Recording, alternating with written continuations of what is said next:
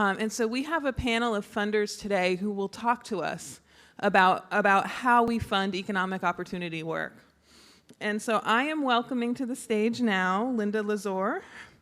She is the CEO of the Silicon Valley Social Venture Fund, and she has pulled together a great panel for us of funders today to really help us think deeply about this next phase of funding the work. So thank you.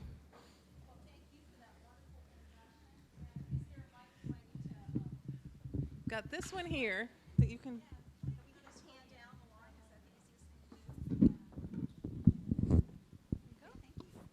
Thank you, everybody. So I'm going to welcome up our panelists, so Padmini, Elena, and Alexandra.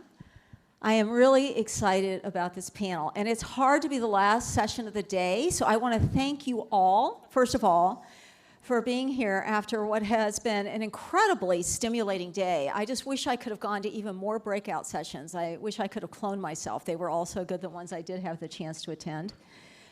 And you know, one of the things that, as we thought about this panel, we had sort of some pre-calls together, and I feel so delighted to have these amazing group of women. By the way, I didn't realize this, but you notice this is an all-women panel, so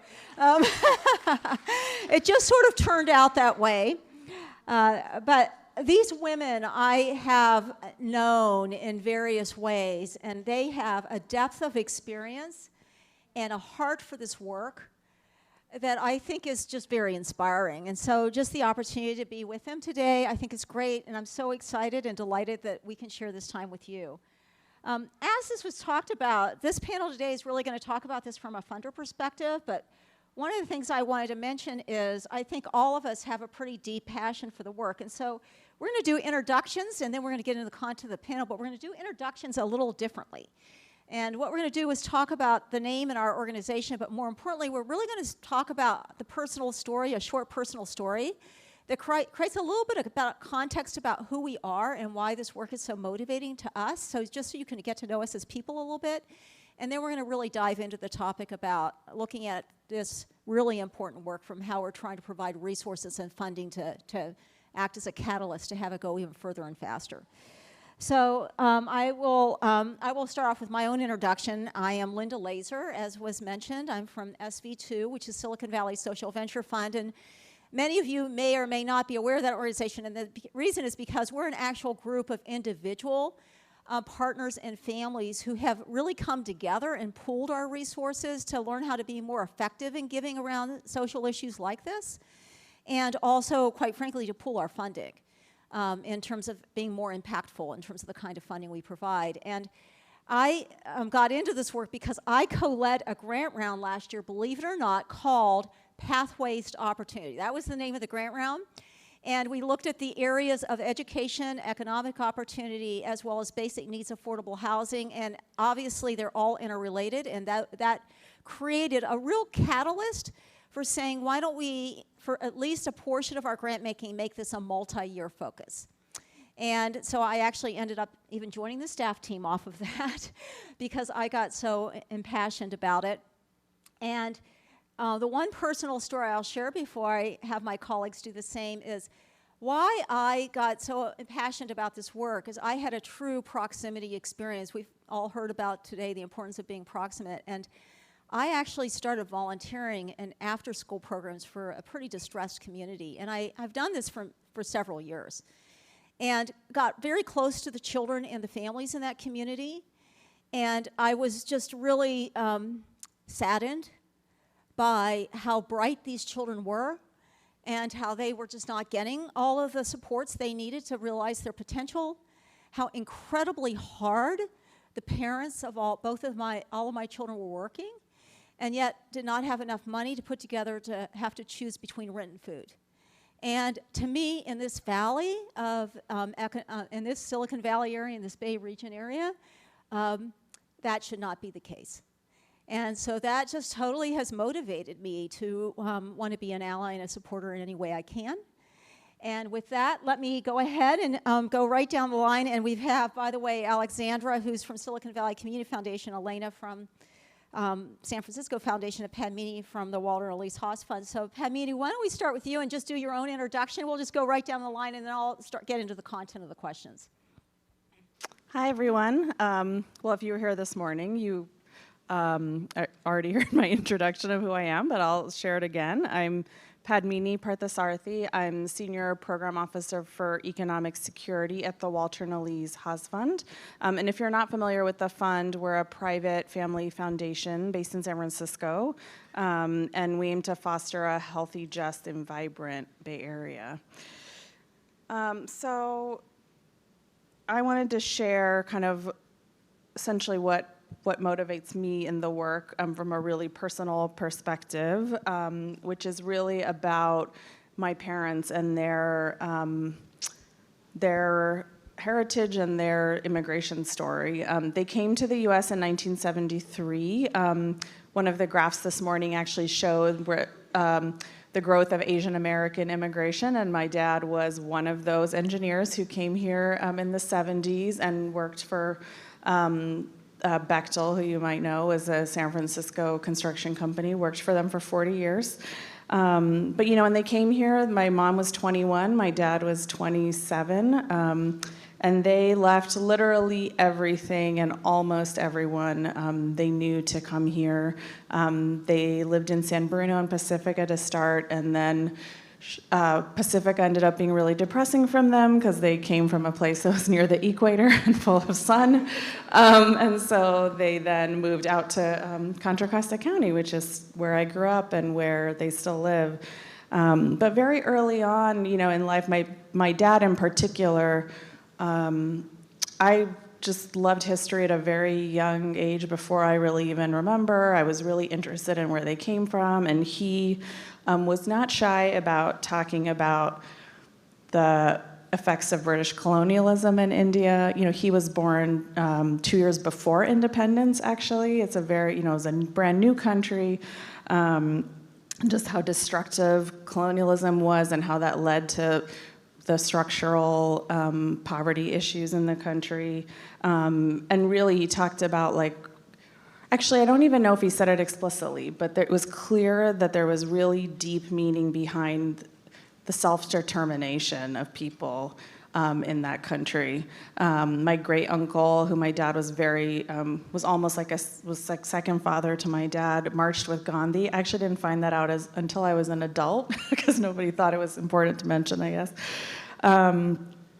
But they also both grew up in pretty, India was kind of, I don't know, I don't like using the word backwards because that's just not the right word, but technologically just was really behind, like the West, for example. So even when they moved here in the 70s, they'd never watched television, they never had a television, they didn't have phones they didn't have landlines in their home. Even in the 80s when I would visit, my relatives didn't have phones in their houses. They had to go out to make phone calls. They grew up roasting coffee by hand as one of their chores. My mom learned to cook as a young girl and has cooked on everything from coal. It was coal, then kerosene, then these gas canisters that they would deliver that was rationed. So you had this much gas and that was it. So these are the stories I grew up with. And I also saw that my parents, they were barely scraping by here, but they always sent money back home. They've paid for weddings, college educations for relatives, and probably things that I don't even know about. And so I share all of that to say that, I only remember always wanting to do work that was in service, and that was also focused on helping people thrive who had intentionally been left behind. Because I could see the parallels between what colonialism did in my family's country of origin and what had happened here in the US. And so I've always been motivated in my career to focus on creating communities and systems and policies that are for the social good. And I chose to do that through public health work, and that work has led me here to work on economic security. And just, one last thing, my mom's favorite story is that she likes to tell about how she knew what my career path was gonna be is when I was about 5 years old. she was an Indian parent, so she of course wanted me to be a doctor, which I think it was, and I don't even remember this, so I only know this story from her telling me. She said, you should be a doctor. And I said, I don't want to be a doctor because I think charging people money when they're sick is not right. So, and I don't know, I'm like, did that really happen? But that's what she says. So I think it was fate that I chose the career that I did, and it's that history of my family that continues to be my motivation. Hi, everyone. My name is Elena Chavez Quesada. I'm Senior Director at the San Francisco Foundation of our People Pathway, which is all about economic security and expanding access to opportunity. So I'm going to be a little vulnerable here, so bear with me. So I say this with deep love and respect that I think most of us have families, whether they're chosen families or your kind of the families that you're born into, that have some level of dysfunction. I'm just going to assume that that's probably true.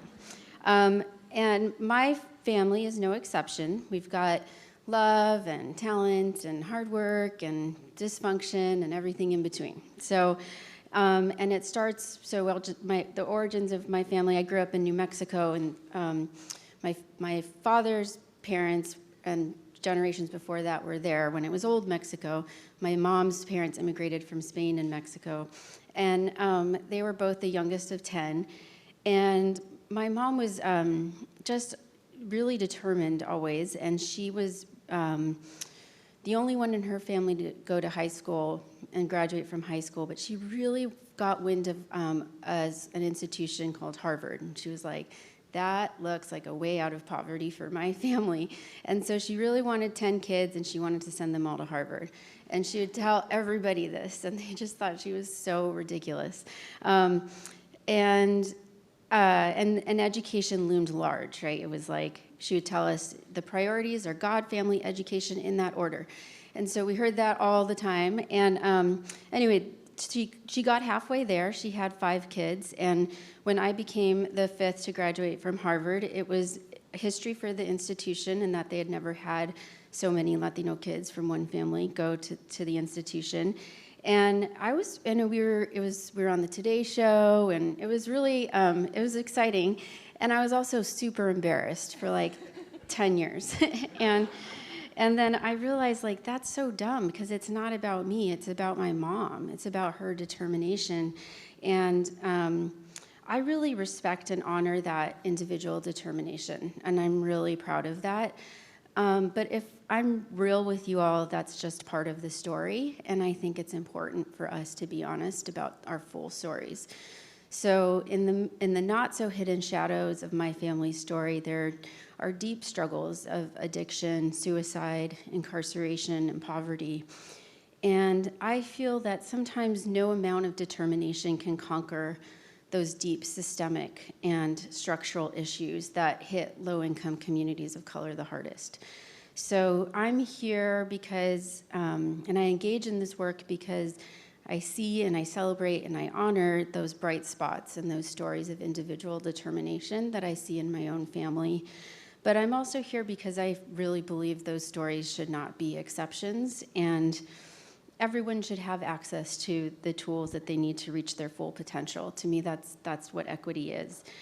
So I've seen what education and economic opportunity can do for one family, and change the kind of game of economic opportunity in one generation. But I've also seen the tremendous work that we have to do to reform the systems and structures that would make that kind of economic opportunity accessible on a much larger scale. So that's why I'm here. Wow, I love these beautiful stories. Okay, hi everyone. I just want to thank Rise Together for inviting me to participate today. I know it's the end of the day, so I'll try to liven it up and, not put people to sleep. So my name's Alexandra Bastian. I am the Financial Stability Program Officer at the Silicon Valley Community Foundation. We are a community foundation that does grant making to nonprofits primarily in San Mateo and Santa Clara counties, but we do have donors from all over the world and all over the country, so we give in other parts of the world as well. What brings me to this work? I am a millennial. You know, those crazy people who keep changing things. And I had the audacity to graduate from college in 2008. If anybody remembers what happened in 2008, the economy that, you know, we were all being prepared to go into and become, you know, workers and leaders of the future, that economy was gone. And everyone was like, what jobs? And myself and so many of my peers were struggling to find work. And at the same time, I noticed something really, really challenging that challenged me personally in my hometown. So I would say my hometown also is probably what makes me come to this work. So I went to Boston College, which is in Chestnut Hill, Massachusetts, which is the richest town in Massachusetts. And when I got home to my hometown, which is Brockton, Massachusetts, I noticed that all the houses were boarded up, which is not how I left it, you know, 4 years prior. And I found out soon after that a lot of my neighbors, and including my mother, many people were losing their homes because of the foreclosure crisis. And luckily, my mother was able to kind of fight back against some of the predatory practices that were happening at the time, but many of my neighbors didn't live there anymore. And when that happened, I knew right away that there was something that wasn't just like, it wasn't a mistake that my mom made that was causing this. Like that if every street I'm driving down at home has all these boarded up houses, like this is not something that one person made a mistake or didn't know what a variable interest rate mortgage was. This was widespread. The other thing that happened, this was all in a very short period of time. The day after I moved back home from campus, I got a phone call, and it was a debt collector, and that told me that I had a past due student loan balance that I needed to pay in full. And it was the day after I moved home from campus. So many things happened within a short period of time that just confirmed for me that there was something crazy going on. And that led me over time to decide to go to graduate school, where I did public policy. And my first day of my first class in graduate school, I learned about the racial wealth gap. And I knew immediately that that was the thing that was hovering over my community that was created by policy and not anything that anyone in my community did. And I immediately kind of went on a path of trying to figure out what we do to correct this. So I appreciate you letting everybody share their personal stories, because I believe it creates context for the work they do, and I appreciate the vulnerability and authenticity of your stories. And I'm going to skip over sort of the trends because we've had so much of that today. What I really want to do is dive now directly into the panel around what work you're funding. So each one of these organizations, as you know, they are very deep in the work, and they're very deep in picking specific issue areas or specific opportunities that they're trying to enable through bringing resources to it. So what I'd like to do is actually ask each one of you, because you are representing important work in each of your organizations, to talk individually about what the specific areas are that you are focused on right now in terms of bringing resources to. And so maybe I'll start with you, Elena, just so we go in a different order, and then we can go this way, and then we'll have a broader, more open discussion with the panel. Sure. So the San Francisco Foundation is broadly focused and unapologetically focused on racial and economic equity.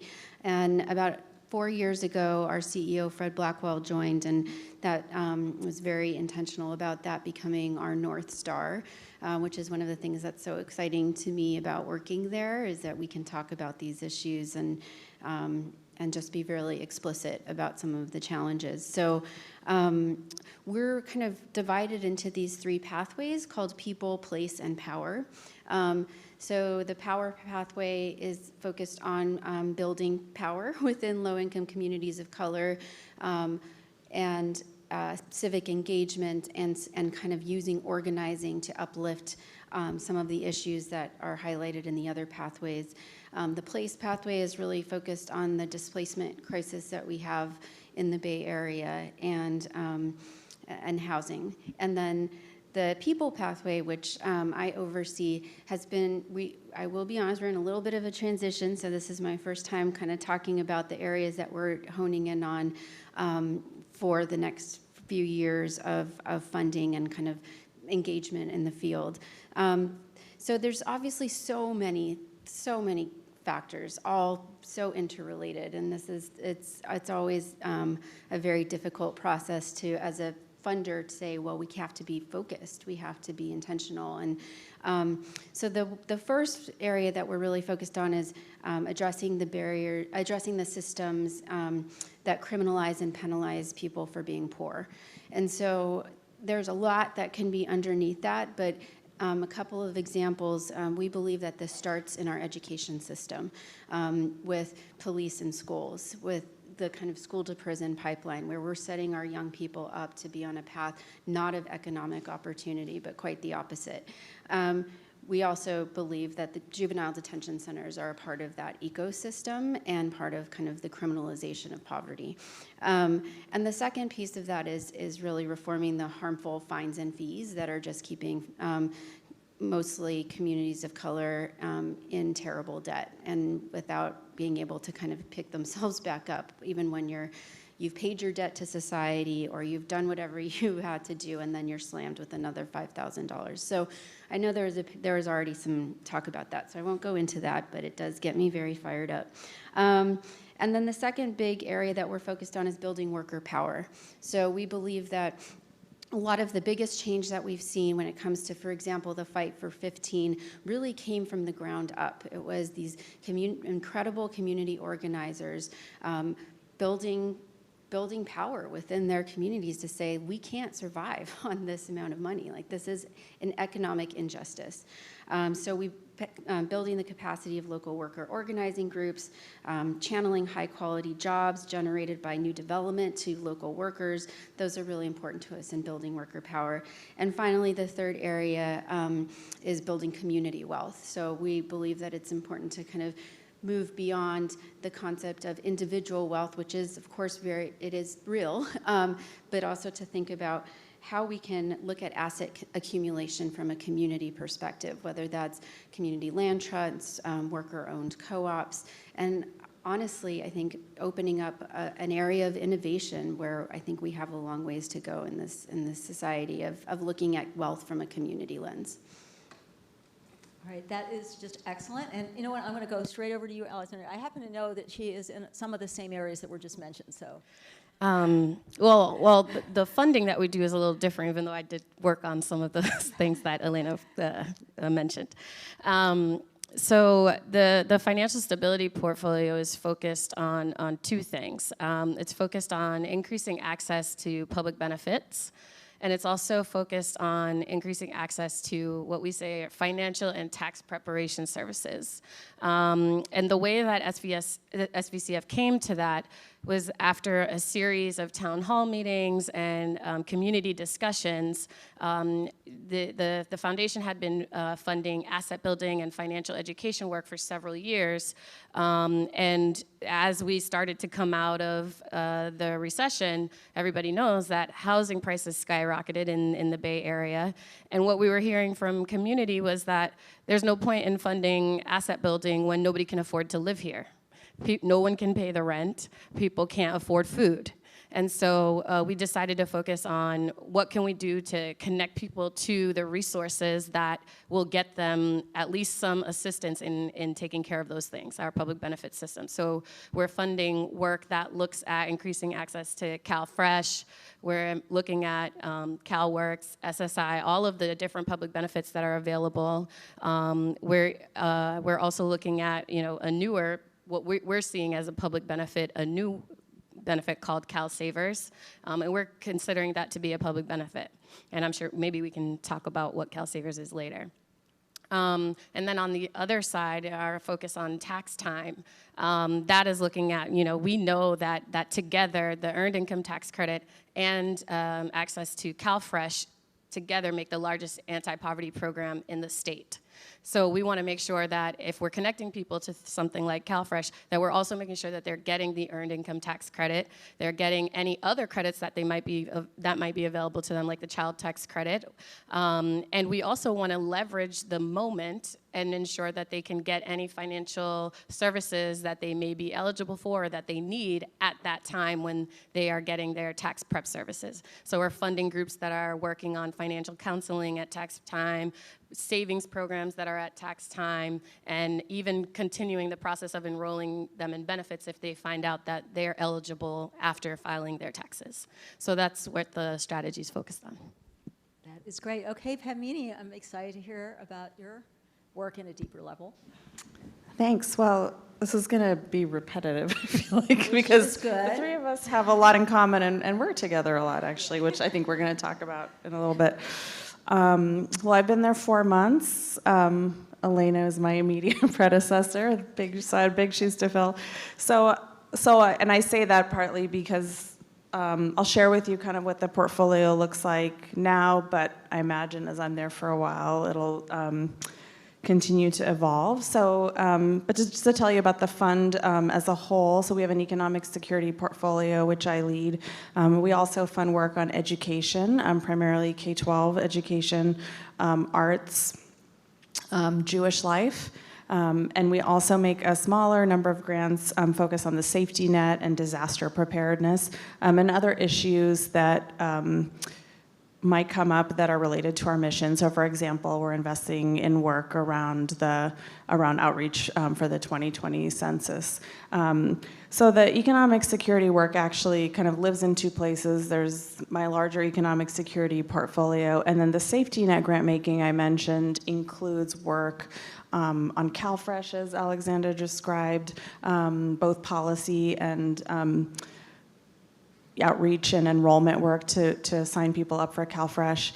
We support the two major food banks in our region, the San Francisco Marin Food Bank and the Alameda County Food Bank, a variety of homelessness, direct services around serving the homeless, shelters, for example. So there's some overlap there, and we do try to work together when it makes sense.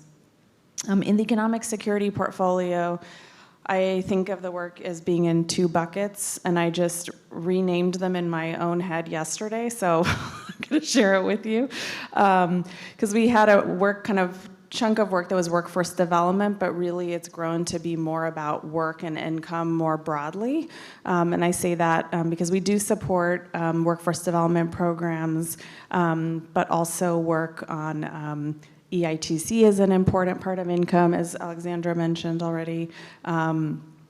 Also thinking a lot about the future of work or the changing nature of work, however you want to describe it, and what that means for particularly lower wage workers, workers of color, immigrant workers in the Bay Area, and what policies and systems need to be in place to ensure that automation and other gig work and other issues that are not even our future, but really are our present already, to understand what effect those are going to have on the communities we care about and what we need to do to make sure that they can share in the prosperity those things might bring. There's also, so the second bucket is what I would call our wealth building or asset building bucket.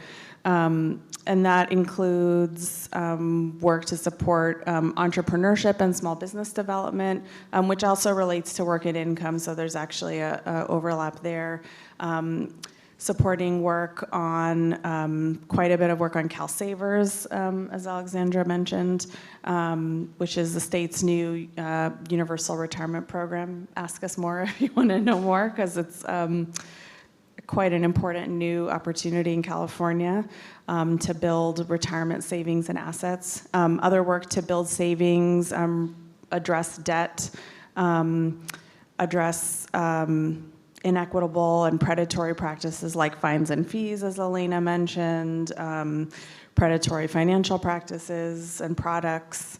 We support some financial coaching work. And I should say in both of these areas, supporting both direct service and policy and systems change work. And one of the things that I am working to do starting this year, but probably over the next 2 to 3 years, is actually increasing the portion of our portfolio that's focused on policy and systems change while still maintaining a robust part of our portfolio that focuses on direct services, really acknowledging that both are important, but as we've heard all day today, without making some really transformative changes in our systems and policies locally and in the state, we won't get to where we're trying to go. And then last but not least, as I shared, I have a public health background. And I came, before coming to the Walter and Elise Haas Fund, I was at the California Wellness Foundation for 5 years, a health foundation, but that thinks of health very broadly and uses a framework of the social determinants of health. You may have heard that. If you haven't heard that term, that basically means that where you live, work, and play, what your race is, what your gender is, what your income is, your socioeconomic status, all are strong drivers of health, and in fact are the majority of what leads to having good health outcomes or poor health outcomes. Healthcare is only about 10% of what contributes to your health. And so because we had that framework, I was able to fund work on employment and asset building, but also a set of work around connecting the health sector and the economic security sector in a more intentional way, both in philanthropy and on the grant-making side and with nonprofits. So I'm really excited that at the Walter and Elise Haas Fund, I'm hopefully going to be able to bring that framework and some of that work over with me, which would be new to the fund. And I say hopefully because I'm still in the process of, because we're not a health funder. I'm doing work to just educate our trustees and share what's been happening in the field. What is the health wealth connection? What are examples of, what would it really look like if we made, grants connecting, making the health wealth connection, sharing what's happening in the field. There's definitely a growing national movement to connect those sectors. And what a lot of us say is, we know the problem. There's mountains and mountains of evidence that the problems are interrelated very closely. And so if the problems are interrelated, why aren't the solutions, connected? And so I'm hoping to continue to move that work forward at the fund. So I want to make sure we cover one more thing before I ask our closing question. But the one more thing I want to ask about is been really inspired today about just how people are really starting to do more and more collectively to address what are really complex and interrelated things. And that has inspired me probably more than almost anything I've heard today. But what has also inspired me is that these funders all work together. And often you may think they're working in isolation, but they are really working together highly collaboratively, and that's exciting also. So I'm just wondering if one or two of you just want to maybe share with everybody through, for instance, the Bay Area Asset Funders Network or anything else, how you all are starting to even align funding or start working together more collaboratively to bring more resources into the great work that's going on. Would any one or two of you just like to sort of share how you all are collaborating even as a funder community? All three of us just came back from San Antonio yesterday, so we've been collaborating a lot. I would say we do strive to collaborate, and I think that we have more we can do. And I think we are three individuals that are working hard to collaborate with each other, and I would say the philanthropic sector more broadly, that's probably not what we're well known for. So I think I'm constantly in a place of wanting to put the mirror up and say, are we really collaborating in a way that makes sense and that is best for the communities that we care about? But one concrete way is through the Asset Funders Network. our wonderful Mona Masri over there has really helped organize us to understand kind of who are we funding? I mean, I know it's a simple question, but if we're a network, we should have a sense of if 4 of us are funding one organization, why are we having them go through 4 different application processes and 4 different site visits? And so we are trying to translate that very valuable information that we have into actionable items where we are collaborating with each other and reducing the burden of reporting and applications and site visits on organizations that we think so highly of. So I am sharing that we've got to get to the closing question, but I just want to say also being a part of this community, it's really enlightening to me because I always feel so badly about the fact we're trying to lift up capacity and sometimes we take out capacity.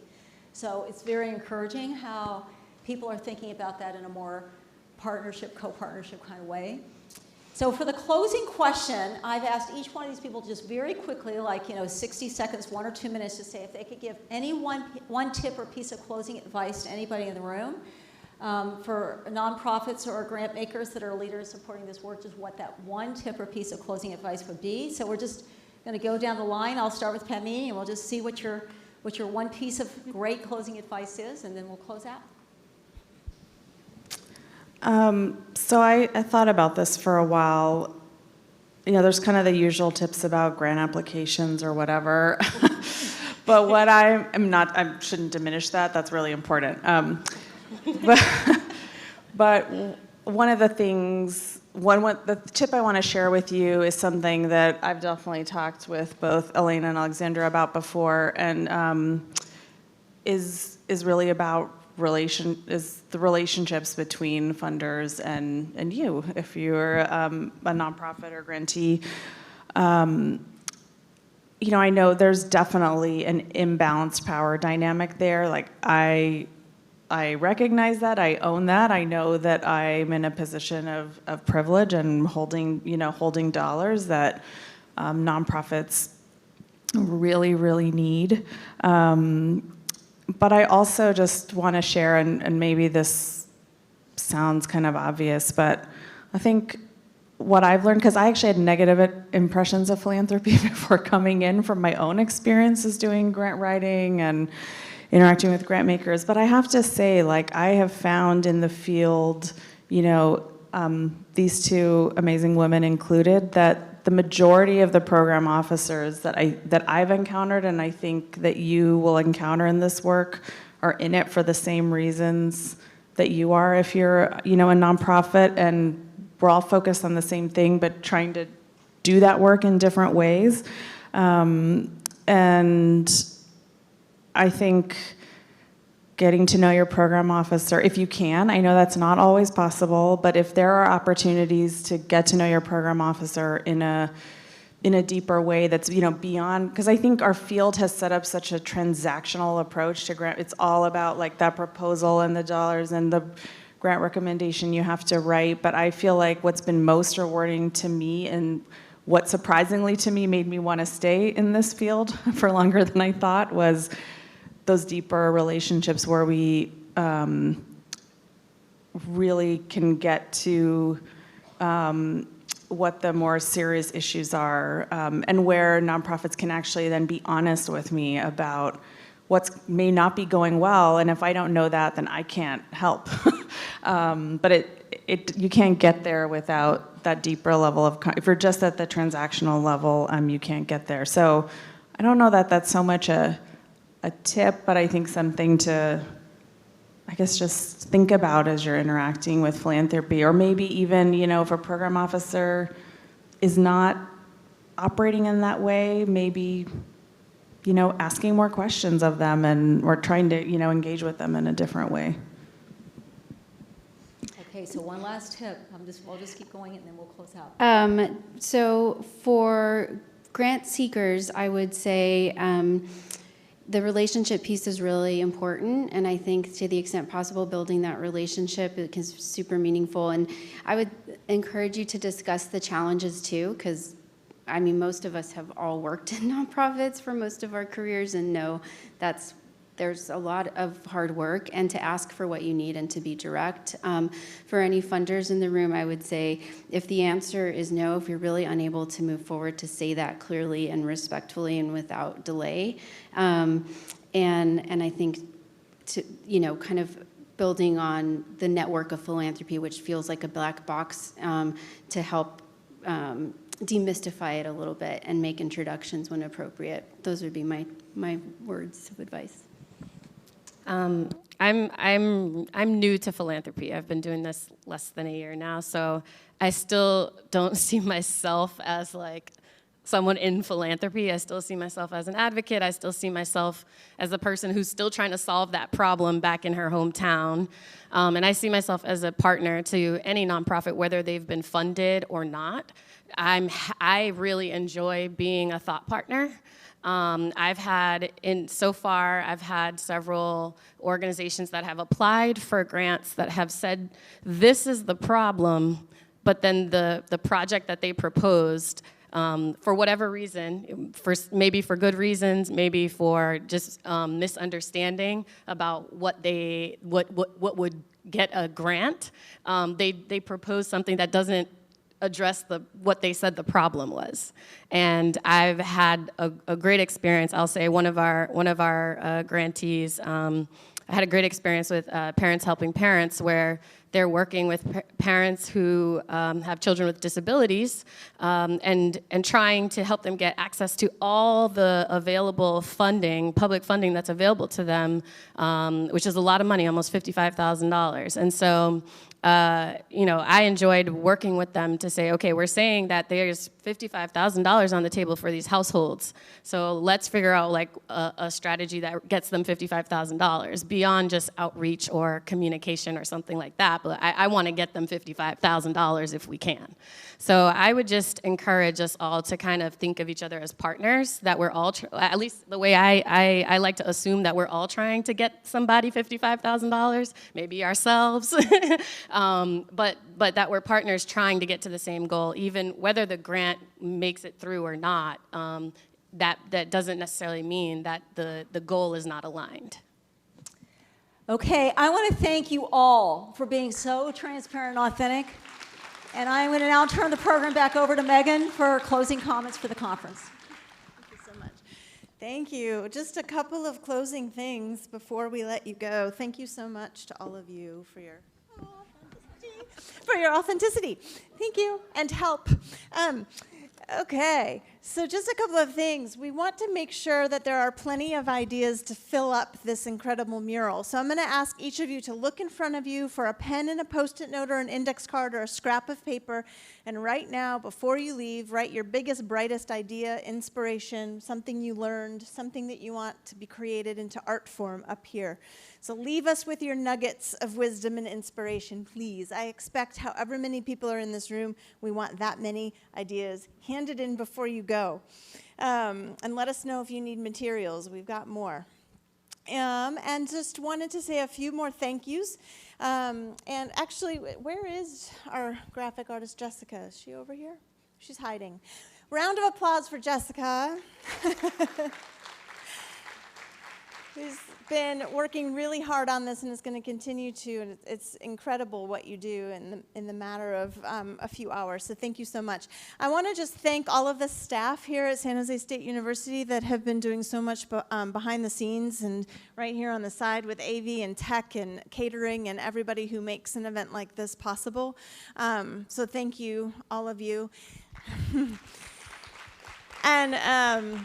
And thank our volunteers. We had a lot of people volunteer today to help make everything run smoothly, clean up after you, etc. So thank you for all of your help.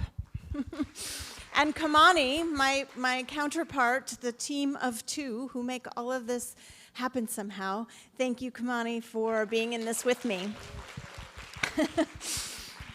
And thank you again to our sponsors, to United Way Bay Area, for being such an incredible backbone and supporter. We really, truly appreciate all of you, and then everyone here who has made this event what it is. And we really look forward to seeing you in 2020. We hope this event continues to grow, and that you will be a part of our movement between now and then. So please, if you're not a member of Rise Together, if your organization isn't a member, go to our website, fill out the really quick form. It's easy. You can get in touch with us. We would love to talk to you about our committees and how you can get more directly involved in our work, and we'd love to learn about your work as well. So again, one more reminder before you get up, look in front of you, pen, Post-it note, ideas. All right, we will see everybody next year, if not before. Thank you.